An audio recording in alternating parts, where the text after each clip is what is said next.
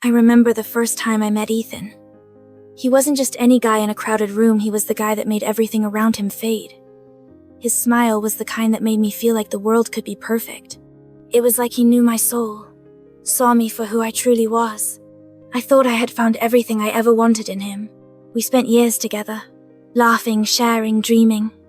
I stood by his side through every high and every low, never once questioning my place in his life. He was my world.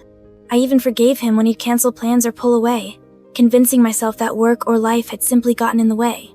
After all, love was about patience, right? But as time passed, I began to feel that something wasn't right. There was a distance, a coldness in his gaze that hadn't been there before. He'd get home late more often, and when I asked about his day, he'd say, "Oh, it was just a long one," but I knew he wasn't being honest. One evening, I found his phone lying on the kitchen counter. It buzzed once, then twice. Curiosity and concern gnawed at me, and before I knew it, I reached for the phone. I told myself I'd just check the messages and put it back. It was a harmless gesture. But when I opened it, I froze. There, in plain view, was a message that made my stomach churn. "I can't stop thinking about you. You're everything I need." The sender's name was Samantha. My heart raced. Was it a friend? Was it a colleague? I scrolled up, and with each message I read, the realization hit me harder than a punch to the gut. "I miss you so much. When can we meet again? I wish I could just leave everything behind and be with you." Tears welled up in my eyes, but I couldn't stop reading. I shouldn't have been looking, I knew that.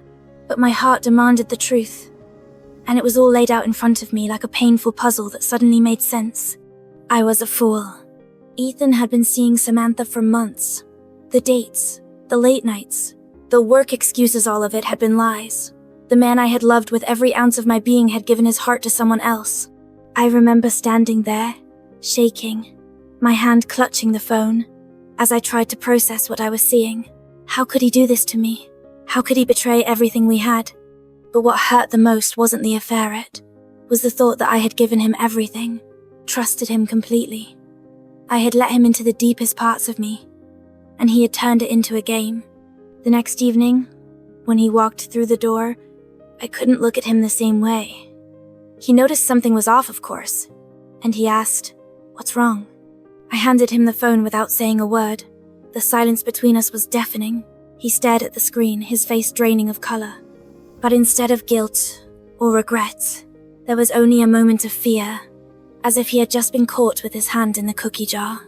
He tried to apologize, but the words felt hollow, like empty promises that had no weight anymore. "I never meant for you to find out like this," he said, his voice weak. "I didn't want to hurt you, but how could he not know that by loving someone else, by lying, by breaking the trust we had built for years, she had already hurt me beyond repair?" That night, I packed a bag. The clothes I took weren't just fabric. They were memories, fragments of the woman I used to be before Ethan had shattered everything I believed in. My heart was a million pieces, but I knew I had to leave. The hardest part wasn't walking out the door.